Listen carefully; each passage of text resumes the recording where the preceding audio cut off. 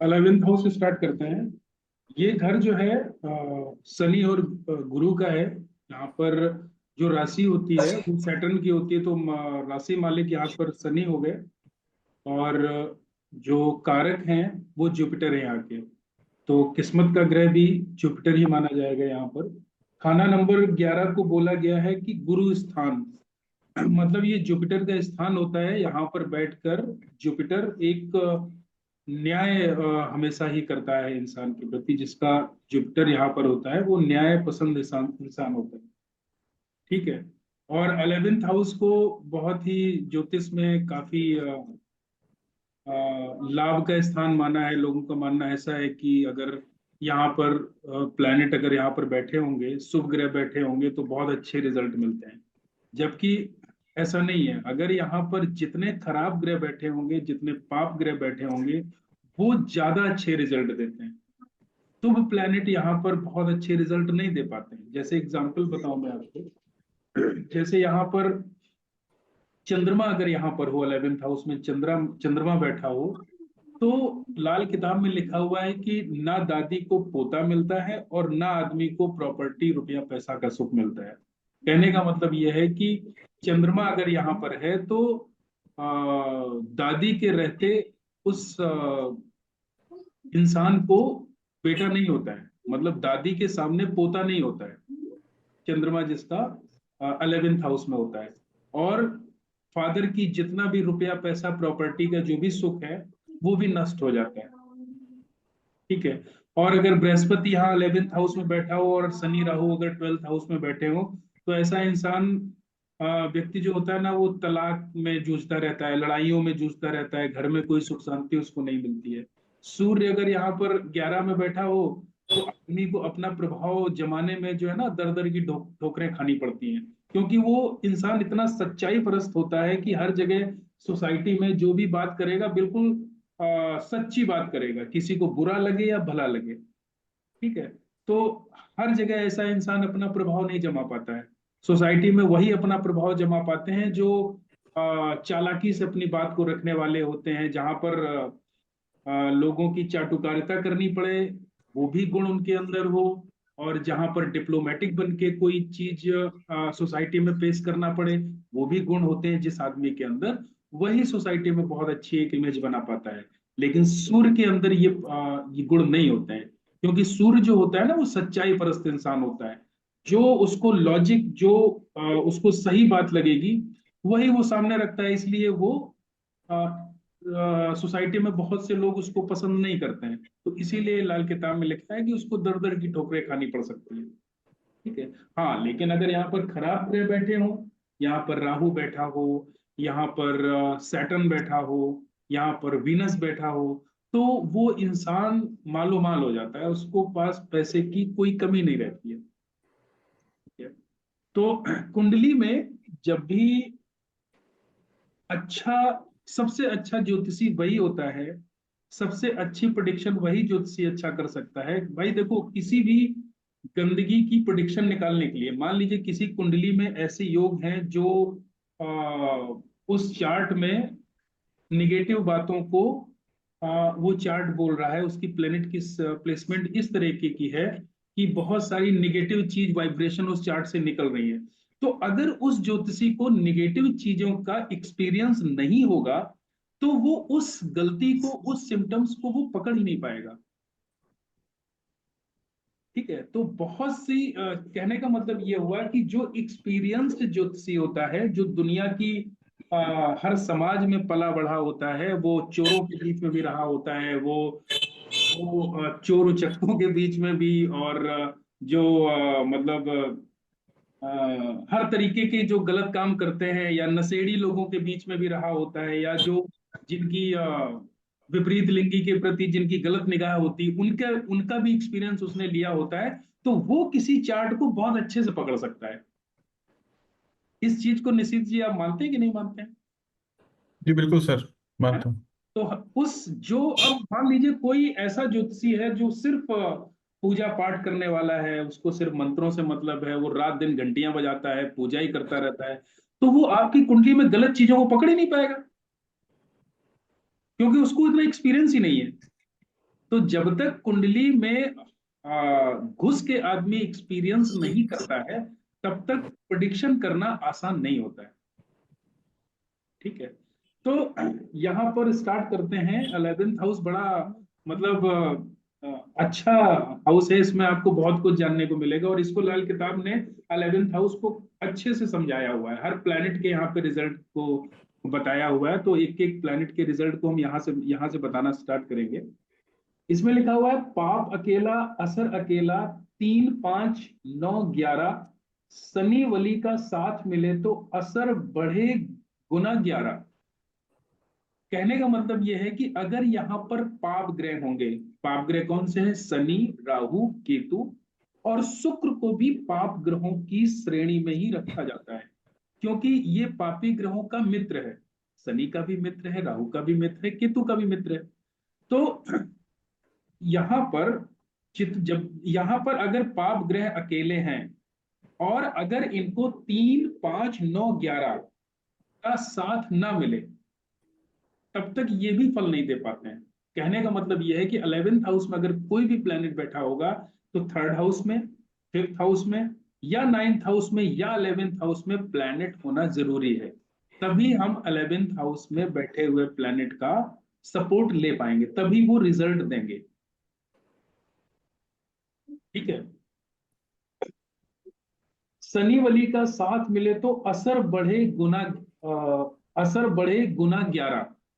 ठीक है, अगर यहाँ पाप ग्रह बैठा है और शनि का संबंध अगर बन जाए उस ग्रह से, तो वो 11 गुना असर देता है। इस लाइन का मतलब ये है, जैसे मान लीजिए यहाँ पर कोई भी पाप ग्रह बैठा है, यहाँ पर मान लीजिए राहु बैठा हुआ है, और अगर सैटर्न की दृष्टि पड़ जाए उस पर, तो वो राहु 11 गुना असरदार हो जाता है।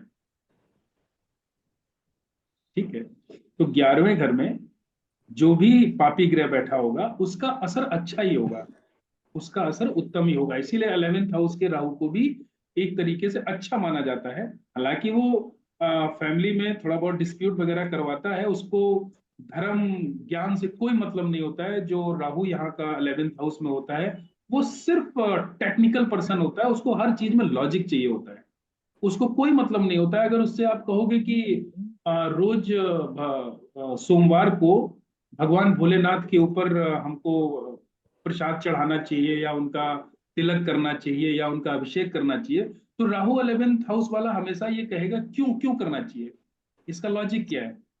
कहने का मतलब उसको हर चीज टेक्निकल वे में समझ में आती है ना। तो यहाँ पर पापी ग्रहों का प्रभाव ज्यादा अच्छा होता है। ठीक है,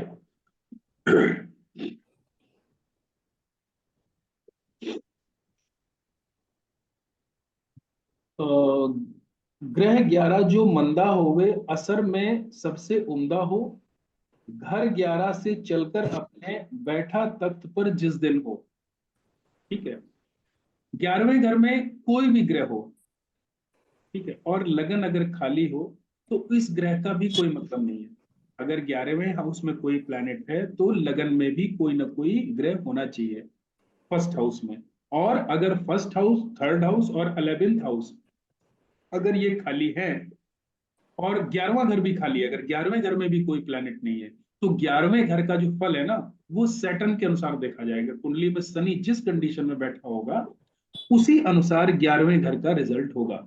अगर शनि अगर शुभ कंडीशन में बैठा हुआ है, तो फल अच्छा होगा, और अगर अशुभ कंडीशन में बैठा हुआ है, तो फल खराब होगा।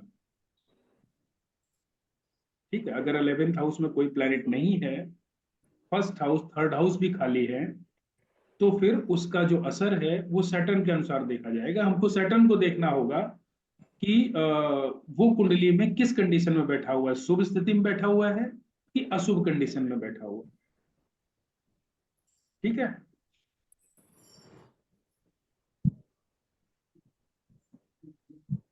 ग्रह 11 जो मंदा हुए, असर में सबसे उम्दा हो, घर 11 से चलकर अपने बैठा तख्त पर जिस दिन हो।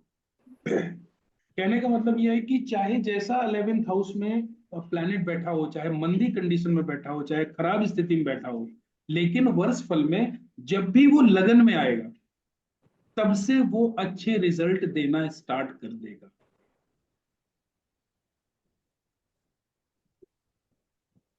ठीक है। एक सिम्टम्स और है, अगर मान लीजिए जो बीच के खाने होते हैं, खाना नंबर 1, 4, 7, 10, ठीक है, इसमें जो भी प्लेनेट बैठे होते हैं, इसमें अगर प्लेनेट बैठे हुए हैं तो हम लोग उसको बालिक टेवा बोलते हैं। जैसे हमने पढ़ा था ना, बालिक कुंडली, नाबालिग कुंडली। और अगर 1, 4, 7, 10 खाली है, या फिर यहाँ पर पापी ग्रह बैठे हुए हैं, तो उसको नाबालिग कुंडली बोलते हैं। मतलब 12 साल तक वो कुंडली सक्की मानी जाती है, उसका कुछ भी असर हो सकता है 12 साल तक या बुढ़ापे में। ठीक है। तो ऐसी अगर कुंडली है, मान लीजिए नाबालिग कुंडली है, 1, 4, 7, 10 में कोई प्लेनेट नहीं है, और यहाँ पर मान लीजिए पापी ग्रह बैठे हुए हैं, राहु, केतु या शनि, तो ऐसी स्थिति में 11वें घर का जो प्लेनेट है, ठीक है, वो जब तीसरे घर में आता है, तो उस समय वो मौत की कहानी लिखता है। कहने का मतलब यह है कि उस आदमी के साथ में उस साल कोई भी हादसा हो सकता है। अगर कुंडली नाबालिग है और 11वें घर में बैठा हुआ प्लैनेट वर्ष फल में अगर थर्ड हाउस में आ जाता है, तो लाल किताब की लैंग्वेज है कि वो मौत की कहानी लिखता है। मौत की कहानी का लिखने का मतलब ये हुआ कि उसके साथ में कुछ भी हो सकता है, उसके साथ एक्सीडेंट भी हो सकता है, उसके ऊपर अचानक से कोई भी समस्या आ सकती है, उसको चोट चपेट लग सकती है, या उसको कोई भी मृत्यु तुल्य कष्ट हो सकता है। ठीक है।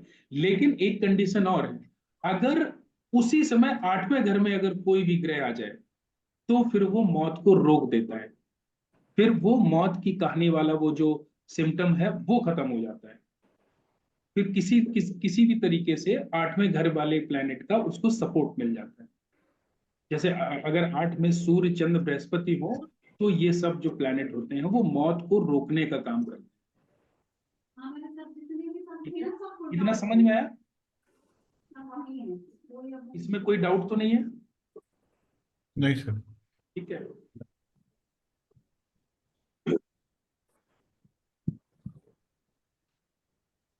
ग्रह 11 घर चीज जो लावे, मौत खड़ी ही करते हैं। घर 11 में ग्रह जो आवे, तासीर शनि वह होता है। असर मगर उस घर में जावे, गुरु जहां टेवे बैठा है। 11वें घर की, जैसे मान लीजिए 11वें घर में और 8वें घर में आपस में अगर दुश्मन ग्रह बैठे हुए हैं, तो 11वें घर की चीज को जब भी आप अगर लाते हो और 8वें घर में अगर उसका दुश्मन ग्रह बैठा हुआ है, तो वो स्थिति उस समय फेवरेबल नहीं होती है। फिर या फिर उस ग्रह से संबंधित आपको बीमारी हो जाएगी, या फिर उस ग्रह से संबंधित जो रिश्तेदार होगा उसको परेशानी हो जाएगी। अगर 8वें में और 11वें में आपस में शत्रु ग्रह बैठे हुए हैं। अब इसमें लिखा हुआ है 11वें घर में, घर 11 में ग्रह जो आवे, तासीर शनि वो होता है। 11वें घर में जो भी ग्रह होता है वो शनि की तासीर का होता है। शनि की तासीर का मतलब क्या हुआ, कुछ समझे आप इसका? 11वें घर में अगर कोई प्लेनेट है, लाल किताब कहती है कि वो शनि की तासीर का होता है। इसका मतलब क्या हुआ? मतलब शनि के मिजाज का होता है सर, और क्या? हाँ बिल्कुल। अगर शनि अच्छा तो वो अच्छा, शनि खराब तो वो खराब। शनि की तासीर का मतलब ये हुआ, जैसे जैसे अभी मैंने आपको चंद्रमा का एग्जांपल दिया कि हम्म। चंद्रमा अगर 11th हाउस में है, तो दादी पोता नहीं देख पाएगी, और अगर देख लिया तो उसका पति नहीं रहेगा, और मान लीजिए पति रहा भी तो दादी अंधी हो जाएगी। ये होता है शनि की तासीर वाला चंद्रमा। मतलब चंद्रमा शुभ प्लैनेट है, लेकिन उसकी तासीर क्या है? उसकी तासीर है शनि की, खराब। इसको कहते हैं शनि की तासीर वाला चंद्रमा। ऐसा इंसान फर्जी की प्लानिंग ही बनाता रहता है। उसको कितना लगाना है, कितना बचाना है, उसको रुपए पैसे से संबंधित उसको किसी भी चीज की अक्ल ही नहीं होती है, क्योंकि कैश लिक्विडिटी पे चंद्रमा से देखा जाता है। तो चंद्रमा जब भी यहाँ पर बैठा होगा, तो एक तो वो खराब हो जाएगा, और उसकी जो तासीर होगी वो शनि जैसी हो जाएगी। तो सबसे पहले तो वो सिम्टम आएगा कि दादी को पोता नसीब नहीं होता है।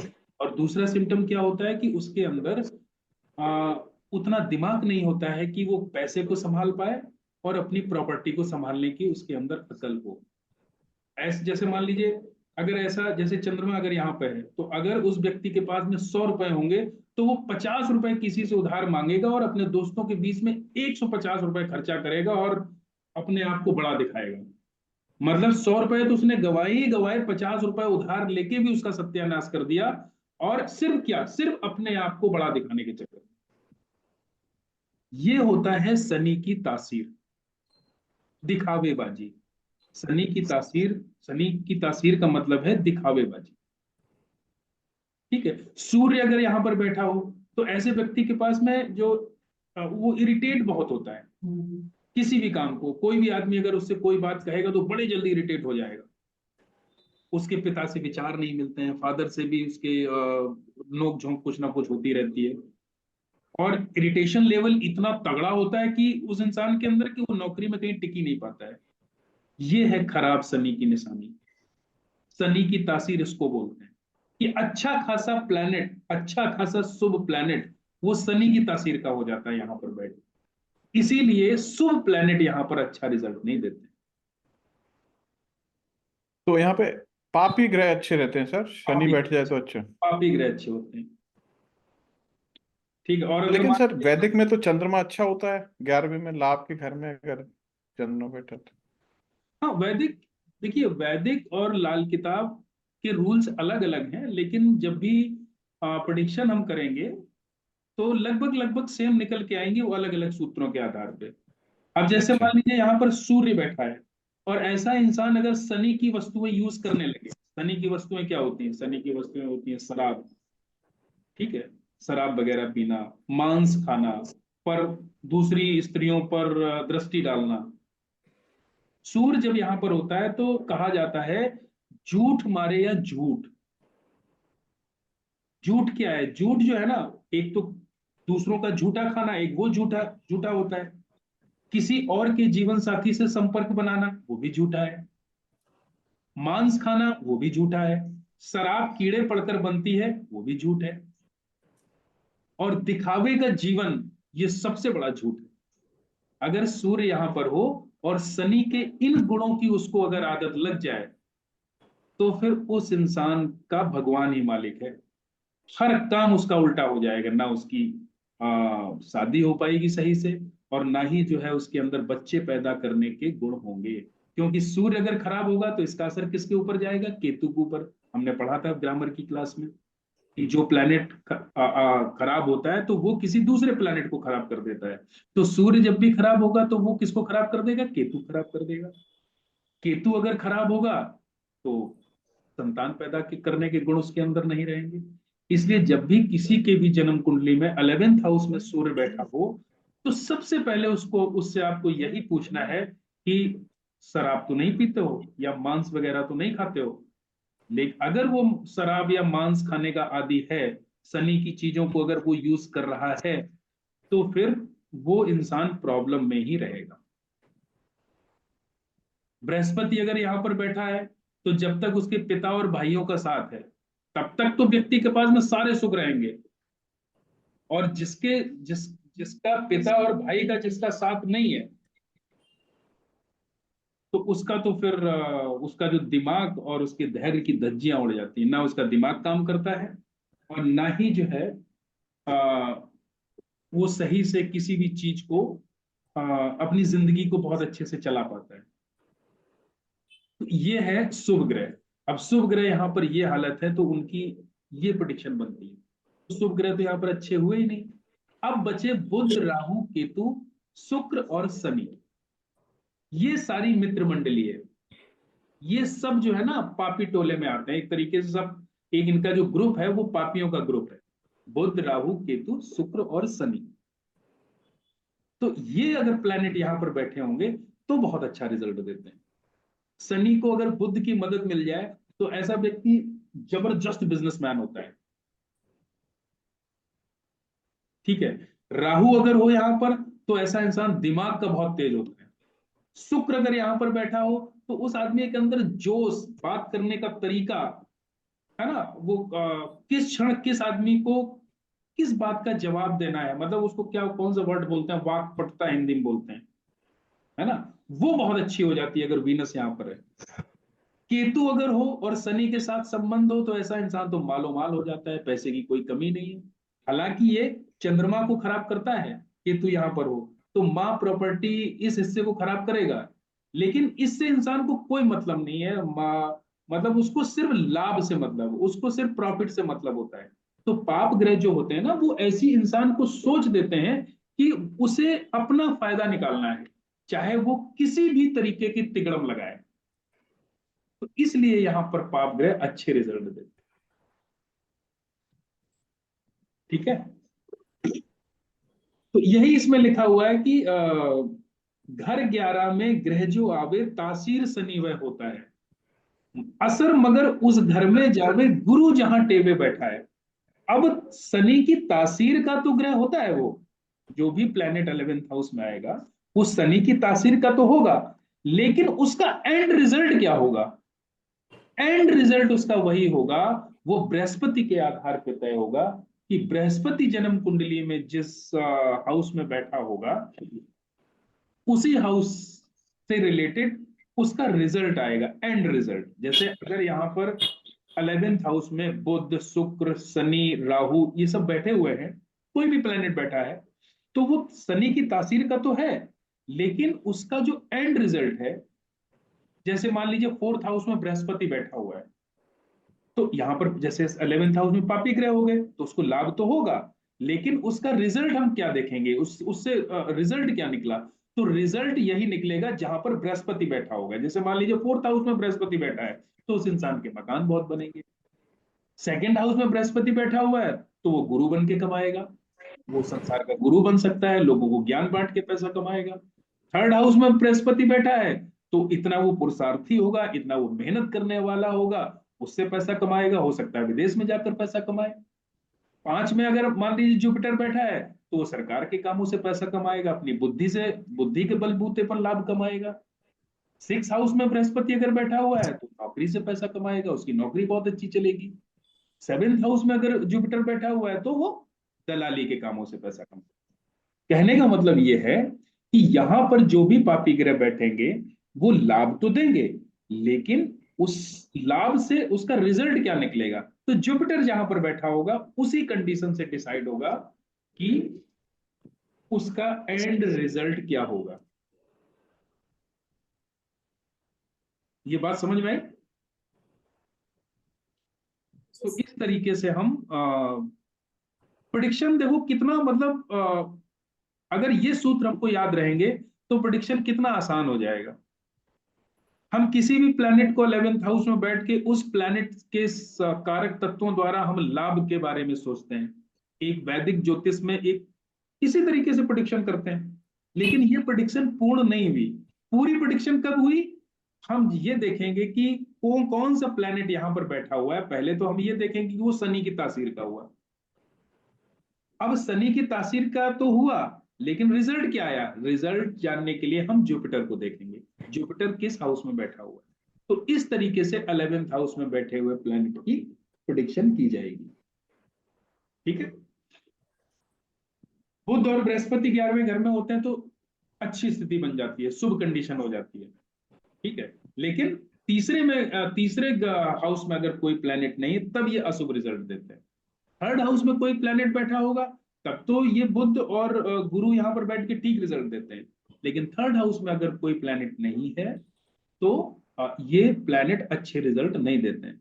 तो उस कंडीशन में हमको क्या करना चाहिए कि तीसरे घर में किसी भी अशुभ ग्रह को हमको स्थापित करना चाहिए, क्योंकि 3rd हाउस में भी बुरे ग्रह अच्छे रिजल्ट देते हैं, इसीलिए 3rd हाउस में राहु को उच्च माना जाता है।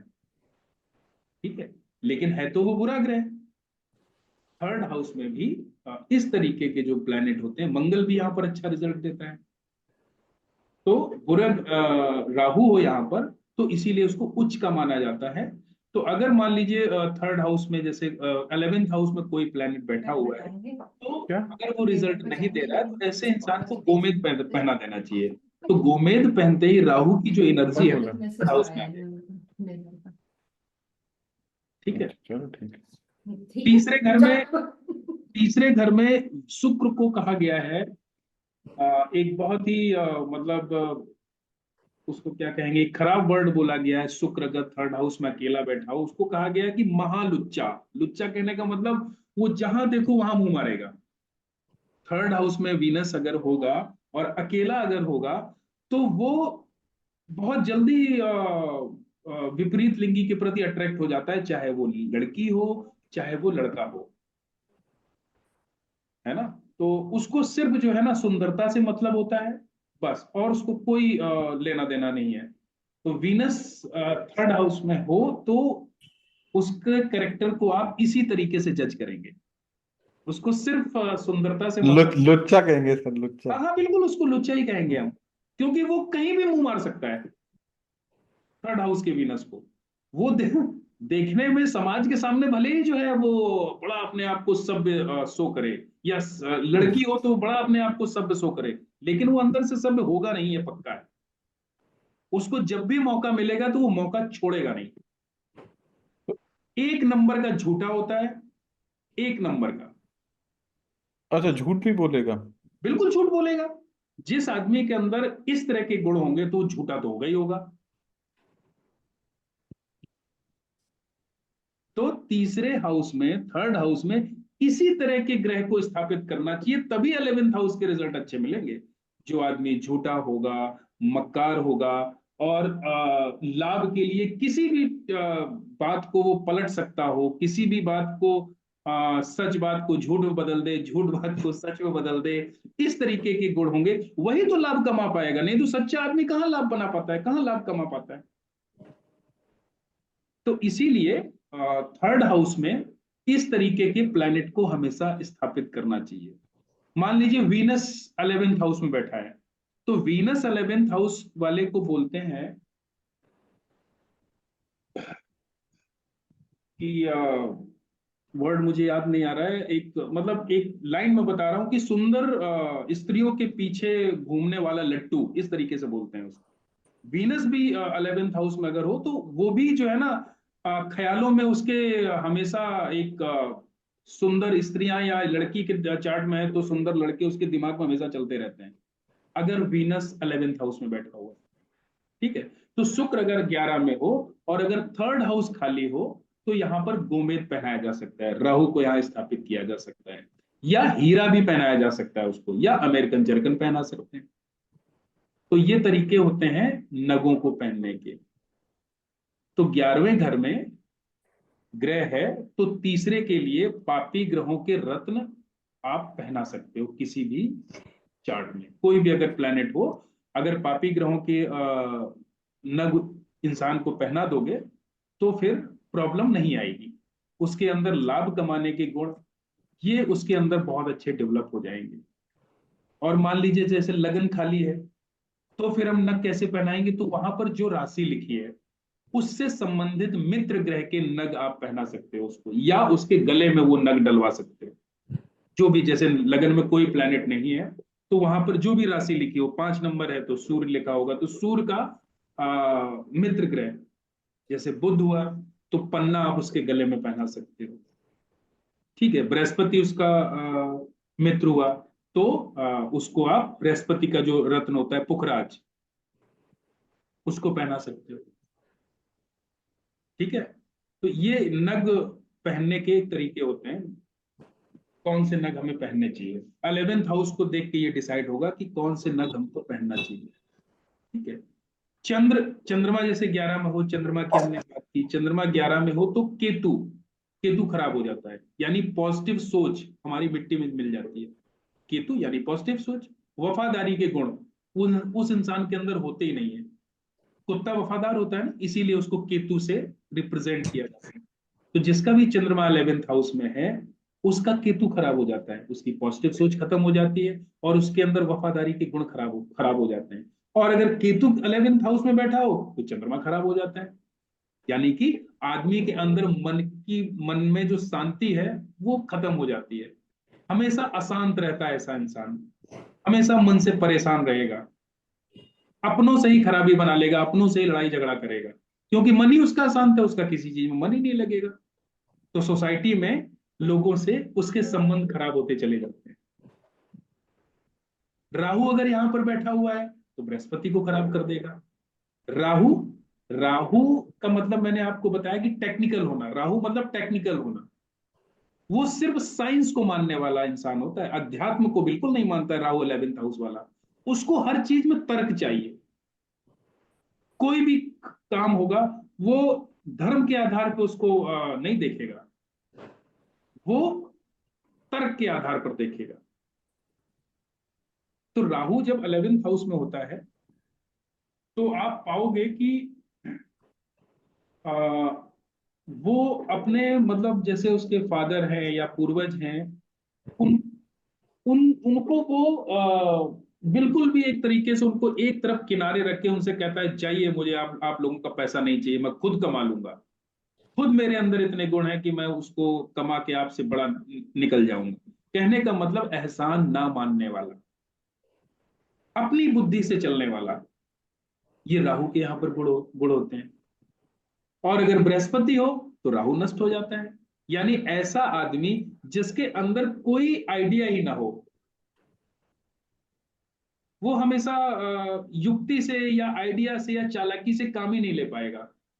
उसके अंदर चालाकी ये सब होती नहीं है, क्योंकि चालाकी, युक्ति, आइडिया ये सब राहु का काम है। तो बृहस्पति अगर यहाँ पर होगा तो ठीक है भाई, अगर लाभ हो रहा है तो ठीक है, हो जाएगा, नहीं हो रहा तो कोई मतलब नहीं है, मैं यहाँ पर कोई फालतू की चालबाजी नहीं करूंगा। इस टाइप से गोड़ा जाते हैं जिसका बृहस्पति यहाँ पर होता है 11th हाउस में। मिल गया तो ठीक है, नहीं मिला तो कोई बात नहीं।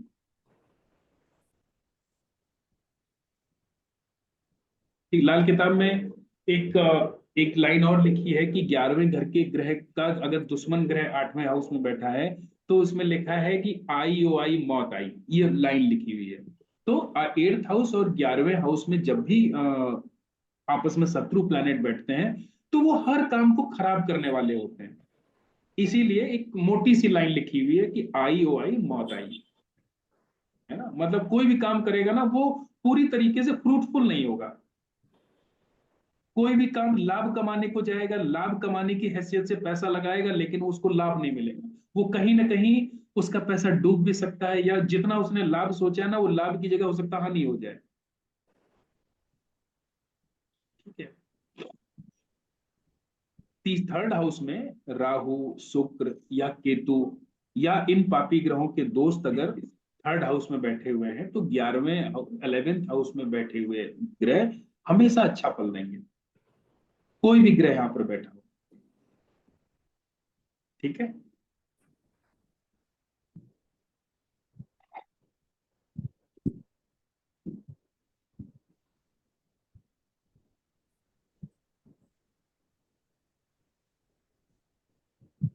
अब अलग अलग प्लैनेट का यहाँ पर रिजल्ट दिया हुआ है कि किसी हाउस में 11th हाउस में बृहस्पति जैसे बैठा है, तो बृहस्पति अगर नंबर 11 में बैठा है, अगर वो अच्छी कंडीशन में है, अच्छी कंडीशन और खराब कंडीशन, ये हम लोग ग्रामर में बात कर चुके हैं कि बृहस्पति यहाँ पर किस कंडीशन में अच्छा होगा, किस कंडीशन में खराब होगा।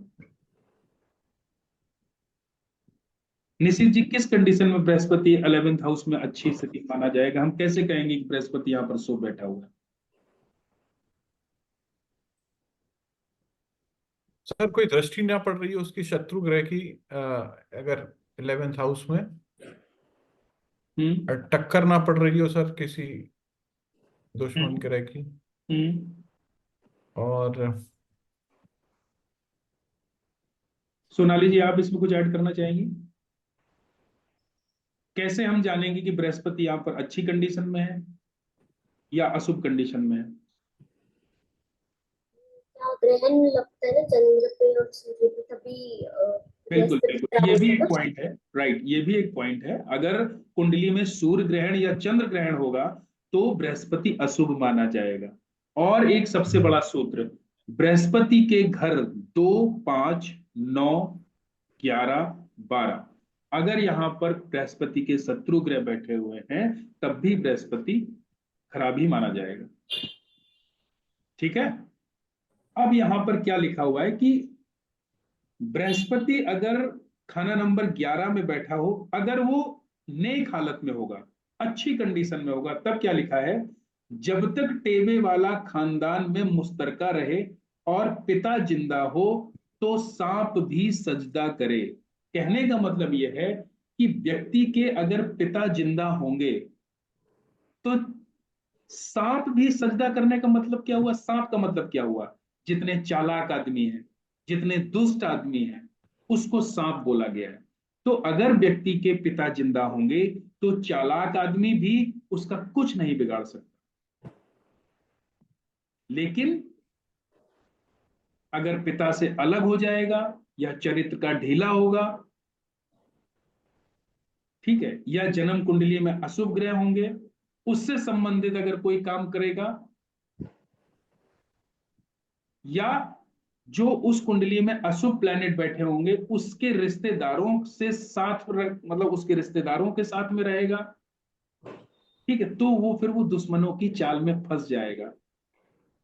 और उसको क्या होगा, क्या लिखा हुआ है कि जब पिता से अलहदा और चाल चलन का ढीला या जन्म कुंडली के हिसाब से मंदे ग्रहों के कारोबार या रिश्तेदार से हद से ताल्लुकदार, हद से ज्यादा ताल्लुकदार हो तो मच्छर का मुकाबला ना कर सके और कफन तक पर आया हो। कहने का मतलब अगर पिता से अलग हो जाए, पिता के खिलाफ चलने लगे, जो उस कुंडली में अशुभ ग्रह बैठे हुए उनके रिश्तेदारों से संबंध बना ले, ठीक है, तो फिर ऐसा इंसान दुश्मनों की चाल में फंस जाएगा और उस आदमी को अपना कफन भी नसीब नहीं होगा। मतलब ऐसी वो गंदी मौत मरेगा, वो ऐसे दुश्मनों की चाल में फंसकर मरेगा कि उस इंसान को अपना कफन भी नसीब नहीं होगा। ये 11th हाउस में जुपिटर शुभ कंडीशन में और अशुभ कंडीशन में, ये दो बातें लिखी हुई है, ठीक है। सूर्य के बारे में क्या लिखा हुआ है, सूर्य अगर नंबर 11 में हो तो जिस कदर धर्मात्मा और सूफी खुराक और पोशाक का मालिक रहे, उसी कदर उत्तम जिंदगी साहिब परिवार हो। कहने का मतलब जितना वो धर्मात्मा होगा, जितना वो पूजा पाठ करने वाला होगा, जितना वो धर्म को मानने वाला होगा, वेजिटेरियन होगा, अच्छे कपड़े पहनने वाला होगा, उतना ही उसकी उत्तम जिंदगी होगी, उतना ही उत्तम जिंदगी का मालिक होगा। और अगर खराब हो, खराब कंडीशन में बैठा हो, तब तब क्या लिखा है, जब सनीचर की खुराक मतलब गोश्त और शराब खाता हो तो विधाता खुद अपनी कलम से लावल्दी का हुक्म लिख देगा। शनि की खुराक अगर खाएगा तो व्यक्ति लावल्दी होगा। लावल्दी का मतलब हुआ कि जिस इंसान के बच्चे नहीं होते हैं, मेल संतान नहीं होती है, लड़की तो चलो हो भी जाए, लेकिन लावल्दी का मतलब हुआ कि उस इंसान के मेल संतान नहीं होगी, लड़की हो सकती है अगर 11th सूर्य वाला इस तरीके की चीजों का यूज करता होगा तो, ठीक है। चंद्रमा के बारे में क्या लिखा है, अगर टेवे में बृहस्पति और केतु उम्दा हो तो माया और औलाद की माता के बैठे तक भी कोई कमी ना होगी। मतलब बृहस्पति और केतु अगर अच्छी कंडीशन में है कुंडली में तो मां के रहते उस इंसान को रुपए पैसे की कभी कोई दिक्कत नहीं होती है। लेकिन जिस दिन उसकी मां गई उस दिन फिर उसका सिस्टम खराब हो जाता है, फिर प्रॉब्लम उसको हो जाएगी, ठीक है। अशुभ कंडीशन में क्या लिखा है, माता के जिंदा होते हुए नर औलाद शायद ही माता को तो देखनी नसीब हो। कहने का मतलब मां के रहते पुत्र पैदा करने में सक्षम नहीं होता वो इंसान, तो क्या है, उसको एक यहाँ पर उपाय ये दिया गया है कि उसको जो है ना जुपिटर की मदद दी जाती है। जुपिटर क्या हुआ, सोना हुआ जुपिटर, तो उस इंसान को सोने की भस्म आप खिला सकते हो तो उसके अंदर बच्चे पैदा करने की जो ताकत है वो आ जाएगी, ठीक है। सोने की भस्म का उसको सहारा दिया जाता है। सोने की भस्म आती है, आयरन की भी आती है, सोने की भस्म भी आती है, चांदी की भस्म भी आती है, तो उसको सोने की भस्म एक उपाय बनता है अगर इस तरीके के सिम्टम्स आ रहे हैं, ठीक है। शुक्र नंबर 11 में हो तो क्या लिखा हुआ, अगर नेक हालत में हो, अगर अच्छी कंडीशन में हो, तो लिखा हुआ है दौलत का भंडारी जब तक औरत के भाई मौजूद या मंगल उम्दा हो जन्म कुंडली में। उसको कहा गया दौलत का भंडारी, लेकिन कब? जब तक औरत के भाई मौजूद मौजूद हो या मंगल उत्तम हो। औरत के भाई का मतलब उस इंसान का साला मौजूद हो, तो उसकी औरत के जितने भाई होंगे उतने ही वो इंसान एक तरीके से दौलतमंद होगा और राज करेगा। दौलत का भंडारी कहा गया है। और अगर मान लीजिए उसका साला नहीं है, तो ऐसा इंसान वो कंगाली माना जाएगा, गरीब ही होगा वो। दिखावे का पैसा भले ही हो, लेकिन वो कंगाल ही माना जाएगा। और बुरी हालत में अगर निगेटिव स्थिति में वीनस यहां पर है, वरना बुद्धू बुजदिल और हिजड़ा और धन दौलत से दुखिया ही होगा। कहने का मतलब है कि अगर अशुभ कंडीशन में यहां पर शुक्र है, तो और जैसे तीसरे घर में कोई प्लेनेट ना हो, तो ऐसा इंसान अपने जीवन साथी के कब्जे में हो जाता है, उसके पास बल ही नहीं होता। इसीलिए उसको कहा गया है बुद्धू और हिजड़ा कहा गया है उसको। मतलब वो अपने जीवन साथी के अनुसार ही चलता है। वो कहेगी यहां बैठो तो वहां बैठता है, वो कहेगी ऐसे चलो तो ऐसे चलता है। मतलब उसके अंदर खुद के अंदर इतनी ऊर्जा या इतनी ताकत या जीवन जीने की ताकत नहीं होती है कि वो अपने हिसाब से लाइफ को जी पाए, अगर यहाँ पर वीनस अशुभ कंडीशन में है। ठीक है। अब वीनस को अशुभ कंडीशन कैसे तोलेंगे, इसके बारे में भी बताया था कि वीनस को कोई टक्कर ना पड़ रही हो, दृष्टि संबंध ठीक हो, और सेकंड हाउस और सेवेंथ हाउस में वीनस का कोई शत्रु ग्रह ना बैठे। ठीक है। मंगल के बारे में लिखा है, मंगल 11th हाउस में, बृहस्पति के पीछे पीछे कदम पर कदम रखने वाला बहादुर चीते की तरह जमाने की अंधेरी रातों को भी उबूर करके अपना शिकार या दिली ख्वाहिश पालेगा। कहने का मतलब मंगल यहां पर अगर हो और तीसरे घर में कोई भी ग्रह हो, किसी भी कंडीशन में ऐसा इंसान पैदा हुआ हो, तो वो अमीर जरूर बनेगा। चाहे वो जैसे जोर तड़ोड़ मेहनत करके इधर उधर दिमाग लगा के कुछ भी करे, भले ही वो गरीब घर में पैदा हुआ है, लेकिन वो इंसान एक दिन अमीर जरूर बनेगा। मंगल अगर यहाँ पर शुभ कंडीशन में है और थर्ड हाउस में कोई ना कोई ग्रह है तब। तो ठीक सर है। शुभ कंडीशन माने बद नहीं हो मंगल? हाँ, मंगल बद ना हो। ठीक है। मंगल बद की बहुत सारी कंडीशन हमने बताई थी। सूर्य शनि साथ में ना हो, है ना, इस तरह की और भी सिम्टम्स है, आप देख सकते हैं मंगल बद के ग्रामर वाले चैप्टर में। वरना क्या लिखा हुआ है, वरना दुम को आग लगी हुई हालत में लंका से भागते हुए हनुमान जी की तरह समंदर के पानी की तलाश में भागता होगा। कहने का मतलब यह है कि वरना अगर खराब कंडीशन में है, तो अपनी आय के लिए, अपने लाभ कमाने के लिए, अपनी आमदनी के लिए वो बेचारा इधर उधर ही भागता रहेगा और कर्जे में डूब कर ही मरेगा, कर्जे में डूब कर ही जाएगा। क्योंकि जो 11th हाउस होता है वो कर्जे का बहुत बड़ा हाउस है। वो लोग सिर्फ 6 हाउस को कर्जे का कारक मानते हैं, लेकिन 11th हाउस उससे भी बड़ा कारक कर्जे का, और मंगल भी कर्जे का कारक ग्रह है। तो अगर मंगल कुंडली में खराब 11th हाउस में बैठा हुआ है, तो वो इंसान कर्जे में डूबता ही डूबता है। ठीक है। बुध अगर यहां पर बैठा हुआ है 11th हाउस में, शुभ कंडीशन में है, तो लिखा हुआ है चंद्र बृहस्पति शनिचर से मारे हुए, यानी माता पिता के यहाँ जन्म जन्म लेने के दिन और दुनिया के गैबी अंधेरे से निकलकर आंखों को देखने के वक्त से ही दुखिया होने वाले को अपने वक्त में हर तरह और हर हालात में डूबे होने पर भी जिंदा करके तार देगा। कहने का मतलब यह है कि अगर शुभ कंडीशन में है, ठीक है, माता पिता के यहाँ जिस दिन से वो जन्म लेगा, तो ये 34 साल तक जरूर खराब होता है, लेकिन 34 साल के बाद डूबे हुए माता पिता को एक दिन तार देगा। मतलब 34 साल के बाद में ये बुध इतने अच्छे रिजल्ट देता है कि पुरानी जितनी भी इसकी जो प्रॉब्लम्स रही हैं, पुराने दिन में ये जितने भी खराब स्थिति में इसने जिंदगी जी है, वो उससे कई गुना उसको बना के दिखा देगा 34 साल के बाद, अगर शुभ कंडीशन में है। और अगर खराब कंडीशन में है तो ऐसी खोटी अक्ल का मालिक होगा जो पौधे को जड़ से ही उखाड़ देवे और खुद भी गिरने वाले दरख्त के नीचे आकर दब मरे। कहने का मतलब, अगर खराब कंडीशन में होगा तो पहली बात तो 34 साल तक तो उसको अक्ल ही नहीं आएगी, जो काम करेगा वो खराब होगा। और यही चीज अगर अशुभ कंडीशन में होगा बुध, तो यही चीज 34 साल के बाद भी जारी रहेगी। बुध अगर 11th हाउस में हो, ठीक है।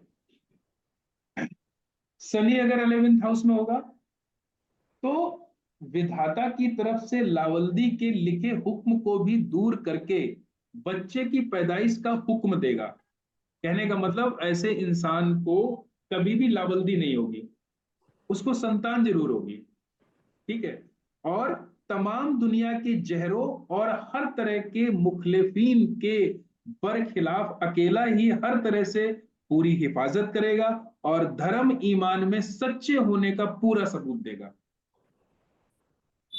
कहने का मतलब, हर चीज का मुकाबला करने के लिए वो तैयार होगा, और ऐसा मुकाबला जो मुकाबले में वो जीत भी हासिल करेगा, अगर सैटर्न यहाँ पर अच्छी कंडीशन में बैठा हुआ है। शनि को भी हमने अच्छा और बुरा तय करने के आपको एक दो फॉर्मूले बताए थे कि राहु अगर पहले घरों में हो और केतु बाद के घरों में हो तो शनि अशुभ है, और अगर केतु पहले घरों में हो, राहु बाद के घरों में हो, तो शनि शुभ है। बुध और शुक्र अगर दोनों साथ में बैठे हुए हैं तो शनि बहुत अच्छा हो जाता है, केतु भी बहुत अच्छा हो जाता है, ठीक है। एक शनि को तौलने का एक ये भी एक बहुत अच्छा तरीका है। और शनि किस कंडीशन में शुभ होगा? अगर चंद्रमा शुभ है तो शनि भी शुभ होगा, क्योंकि जैसा चंद्रमा होगा वैसे शनि होगा, जैसा शनि है वैसे चंद्रमा है, ठीक है। तो बहुत तरीके से हम शनि के शुभता और अशुभता को देख सकते हैं। ये तो शुभ कंडीशन का हो गया। और मान लीजिए यहां पर अगर अशुभ हो तो ऐन समंदर के दरमियान पहुंचकर बेड़ी का चप्पू सिर सिरहाने रखकर अचानक ही सो जाएगा और अपनी आल औलाद को ऐसी अधूरी हालत में छोड़कर मरेगा कि उनकी आहों को सुनने वाला शायद ही कोई गृहस्थी मददगार हो या हो सकेगा। अगर अशुभ है, अशुभ किन कंडीशन में कह सकते हैं और यहां पर शनि को, कि फर्स्ट हाउस में या थर्ड हाउस खाली हो या 8वें घर में उसका दुश्मन ग्रह बैठा हो, तो परिवार को ऐसे बीच मझधार में छोड़कर जाएगा कि उस परिवार की मदद करने वाला उसके खुद के रिश्तेदार भी नहीं होंगे। ऐसे आपने बहुत सारे केस सुने होंगे कि परिवार में माँ बाप खत्म हो गए, बच्चा अकेला बचा, तो उस बच्चे को पालने वाला भी कोई नहीं होता है, जबकि उस बच्चे के हिस्से की जो प्रॉपर्टी वगैरह होती है ना, उसको भी लोग रिश्तेदार खा जाते हैं। तो इस तरीके के सिम्टम्स, इस तरीके की ग्रहों की प्लेसमेंट होती है, तब ये चीजें देखने को मिलती है, ठीक है। ये शनि था।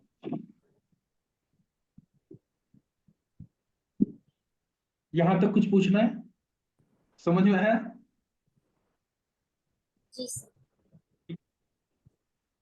राहु के बारे में क्या लिखा है? राहु अगर 11th हाउस में हो, अगर अच्छी कंडीशन में राहु यहां पर अगर बैठा हुआ है तो लिखा हुआ है, इतने मुतकबिर और अपनी कमाई पर काबिज कि अपने माँ बाप से भी कौड़ी पाई तक न लेंगे ताकि इस पर कोई एहसान न हो जावे।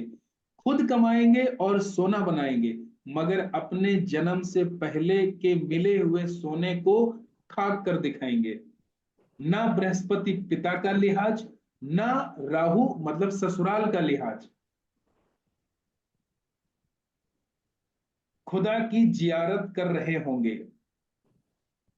कहने का मतलब यह है कि वो इंसान इतना अभिमानी होगा, संस्कार तो होंगे ही नहीं उस आदमी के अंदर, खुद कमाने वाला होगा, ससुराल की भी उसको कोई परवाह नहीं होगी, कोई इज्जत नहीं करता होगा ऐसा इंसान ससुराल की। तो इस तरीके के सिम्टम्स राहु यहाँ पर बैठ गए। वो खुद अपने दम पर पैसे कमाने की सोचता है, ना वो माँ बाप की इज्जत करेगा, माँ बाप को भी एक किनारे कर देगा।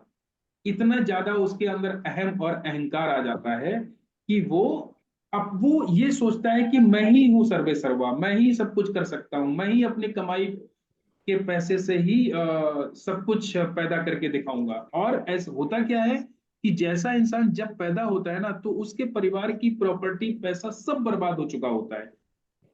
इसलिए भी वो अपने फैमिली की, अपने फादर की, अपने बाप दादाओं की इज्जत करना बंद कर देता है, क्योंकि वो इंसान अपने दम पे बढ़ा हुआ इंसान होता है। ठीक है। अगर खराब हो, अगर राहु यहाँ खराब कंडीशन में बैठा हो, तो क्या लिखा हुआ है, जन्म लेते ही अपने मियाद से पहले अगर सबके सब सांस और जिस्म के खून, खासकर बाप और बाबा को संख्या और अफीम से जहरीला, बर्बाद और बंद न कर दिया, तो ऐसे टेवे के जन्म लेने का किसी को पता ही क्या लगेगा। यानी अगर अफीम से मरे, या संख्या से चल बसे, या हीरा चाट कर गए, कोयला से राख हुए, जो कुछ कहो सच, मगर वह तमाशा देखने के लिए हर वक्त हाजिर नाजिर होगा। ऐसा जब राहु 11th हाउस में होता है, तो ये सिम्टम्स देखने को होते हैं कि उसके जो बाप दादा वगैरह होते हैं, वो बड़े अय्यास किस्म के लोग होते हैं। इसमें ये लिखा गया है कि संख्या संख्या एक तरीके का एक पत्थर होता है, उसको संख्या से घिस कर एक चूर्ण बनाया जाता है।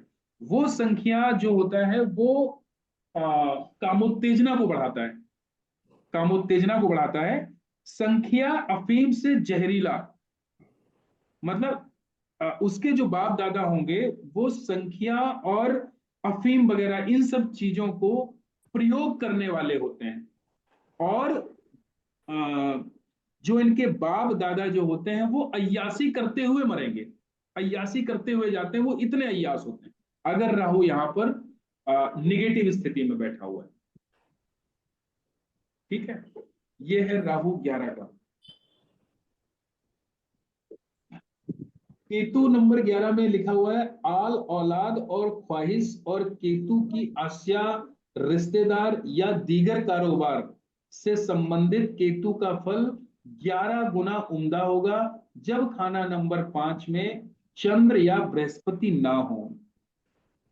खाना नंबर 1, 3 में कोई ग्रह हो और खाना नंबर 5 में चंद्र या बृहस्पति ना हो, तो ऐसी अवस्था में केतु, केतु यानी कि लड़का, यानी कि जीजा, यानी कि बहनोई, इनके साथ में अगर कोई आप काम करोगे तो बहुत अच्छा रिजल्ट देगा। और जो इस तरीके के जो काम होते हैं, जैसे आ, उसको केतु एक तरीके से वो हो गया ना, हमारे जननांग, जननांग जो होते हैं ना, वो भी केतु होते हैं। ठीक है। जो जवानी को जो मदहोश बनाने वाले जो भी प्रोडक्ट्स होते हैं, जैसे बहुत सारे प्रोडक्ट्स आते हैं मार्केट में, उससे संबंधित अगर कोई काम करेगा, लग्जरी से संबंधित अगर कोई काम अगर करेगा, केतु अगर 11th हाउस में है, तो बहुत अच्छे रिजल्ट मिलेंगे।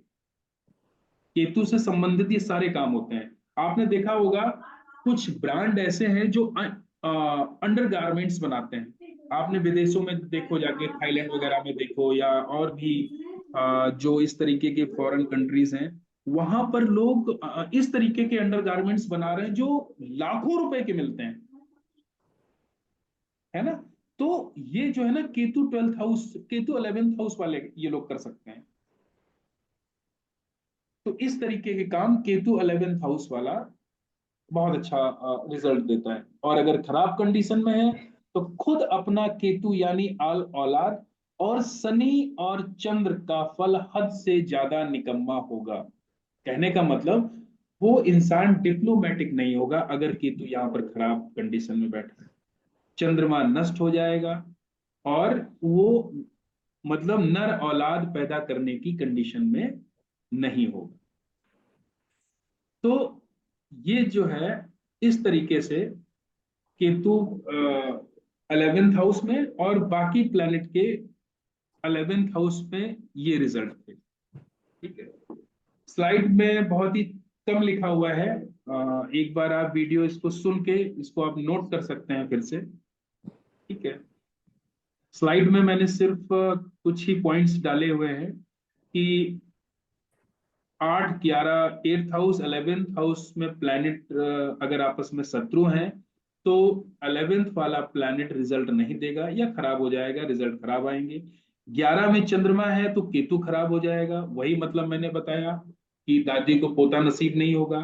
अगर चंद्रमा है यहाँ पर तो केतु खराब हो जाएगा।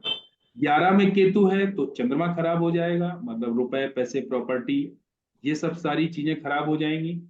या 11th में राहु है तो जुपिटर खराब हो जाएगा, मतलब वो इंसान टेक्निकल सोच का होगा और डिप्लोमेटिक होगा और मतलब धर्म को मानने वाला नहीं होगा।